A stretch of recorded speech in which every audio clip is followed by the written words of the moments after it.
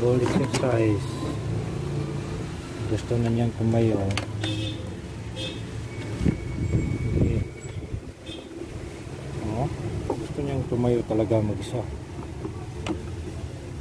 Kaya mo yan, baby. Kaya mo yan.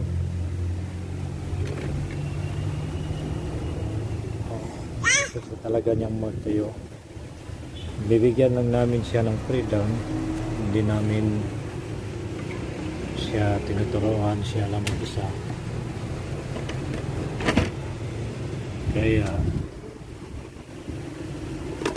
yan, nakatayo siya, may hawak. At least gusto niyang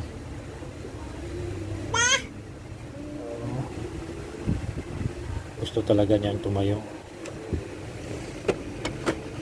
habang naglalaro.